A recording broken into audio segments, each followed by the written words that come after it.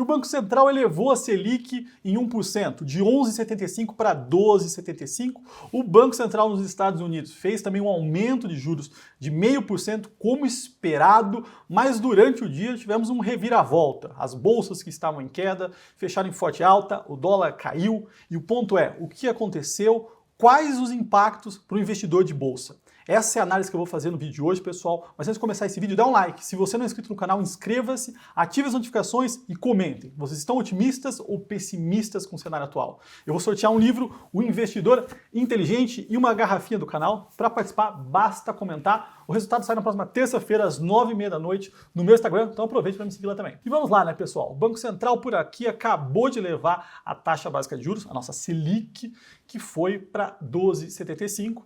E o ponto é, não é só a decisão, mas sim os porquês e os próximos passos, né? Então estou com o comunicado aqui, né? Não fiz um vídeo antes, então estou analisando aqui que é esses pontos que de fato mexem com o mercado. E hoje a gente viu um movimento, né, atípico. Nossa bolsa que estava caindo, chegou a ser negociada na casa dos 104 mil pontos, fechou nos 108. As bolsas americanas subiram 3, o dólar que estava acima dos 5 caiu para 4,92. E o que aconteceu? A gente vai assistir uma retomada, é o momento da retomada dos mercados? Bom, vamos começar a analisar aqui o comunicado do Banco Central e quais pontos importantes. Quando a gente fala de cenário, né, o que ele desenha aqui? Ele falou novamente que o ambiente externo seguiu se deteriorando. Então a gente tinha um problema na questão Rússia e Ucrânia, né? E agora a gente tem também com China, né, com novas ondas aqui de Covid, pressão inflacionária aumentando, dado esses fatos, né? E também, como consequência disso, as economias desenvolvidas acelerando a política monetária, né, o aperto monetário. Tudo isso traz mais pressão para as economias emergentes. Tá? Então ele pontuou aqui deterioração do lado do externo. Do lado da atividade econômica, pontuou aqui que os dados que estão sendo divulgados estão em linhas com o que eles vêm projetando, né? A gente tem falado bastante dos dados aqui e não tem visto nada fora do esperado. Do lado da inflação, né? Aí sim, a inflação ao consumidor surpreendeu novamente, né? Negativamente, a gente viu isso. PCA 15, aí, o último dado, mostrou um número acima dos 12%, e isso tem pressionado demais o nosso mercado, né? Esse movimento não é só aqui, já falei bastante, a gente tem assistido aí uma inflação pressionando o mundo inteiro, né? Alemanha com inflação ao produtor acima de 30, Estados Unidos com inflação ao consumidor acima dos 8, então isso é um cenário global, mas ele traz aqui o nosso, né, que também tem se deteriorado, e aí ele mostra quais são as expectativas, né, para entender o que o mercado está enxergando, se de fato ele está conseguindo ancorar as expectativas, porque a inflação, né, uma das coisas mais importantes é a expectativa futura. E o que tem aqui, né, para 2022 e 2023? Expectativas de 7,9 e 4,1. Quando a gente pega o último comunicado, né, isso era 6,4 e 3,7, ou seja, as coisas pioraram, né, se deterioraram bastante. E ele traz mais uma vez, né? Então o comitê julga que a incerteza em torno das premissas e projeções atualmente é maior do que o usual. Ele tem usado muito isso, né, esses pontos que de fato a variância e a incerteza nesse momento está muito forte. Mas, dado esse cenário, quais são os riscos que ele vê, né? Então vamos lá para evoluir para a decisão e o que ele vai fazer daqui em diante. Dois lados. O lado do aumento da inflação, ele vê a persistência global da inflação, né? A questão da guerra, entre outros. Isso provoca uma inflação aqui no nosso mercado também. Então esse é um ponto. Traz novamente a questão fiscal, né?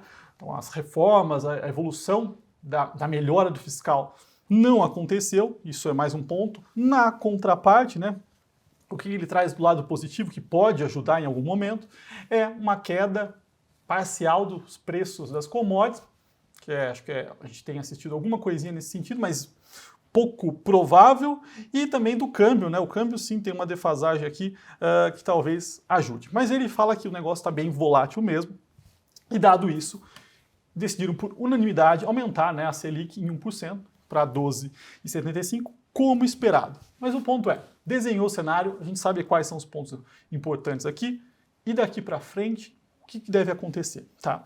Então, ele reforçou mais uma vez nesse comunicado, né, que o ciclo monetário, né, vai continuar avançando significativamente em terreno ainda mais contracionista, né? Ou seja, a taxa que a gente está vendo, né, Selic, é uma taxa para segurar fortemente a economia, e com o objetivo aqui não só da desinflação, como também da ancoragem das expectativas em torno das metas. Então não é só segurar a inflação, mas ele quer segurar a ancoragem, né, as expectativas futuras da inflação. Ele tem forçado muito isso daqui, e ele já colocou aqui que na próxima reunião, né, é provável uma extensão do ciclo com um ajuste de menor magnitude. Então assim, vai ter mais um aumento, né, em menor magnitude.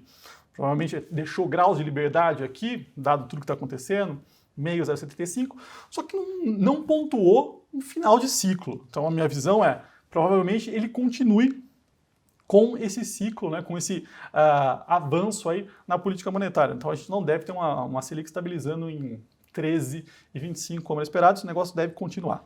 Tá? Acho que grande parte dos pontos aqui, como esperado, o aumento, né, a continuação do ciclo aqui, eu acho que era o único ponto que não era um consenso, mas vai continuar. Mas por que a Bolsa mudou hoje, né? Bom, isso aqui deve impactar de alguma forma, do lado mais positivo, mostrando algum choque de credibilidade, de confiança nas curvas de longo prazo. Mas o que fez a Bolsa mudar hoje, né? Fez esse reviravolta, o Ibovespa subir, o Nasdaq subir, e o dólar cair. Bom, o que estava pressionando muito os nossos mercados eram dois fatores. O fator China, né, questão dos lockdowns, que eu tenho falado bastante aqui, e US, né, aumento de juros por lá, como esperado, né, teve um aumento de juros lá, 0,5%, a taxa que ficava entre 0,25% e 0,50% foi para 0,75% e 0,5%.